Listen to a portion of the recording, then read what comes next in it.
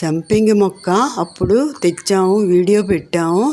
ఆ మొక్క ఇప్పుడు 3 పువ్వులు వేసింది. అది గోళంలో వేసుకునే మొక్క. Fungus powder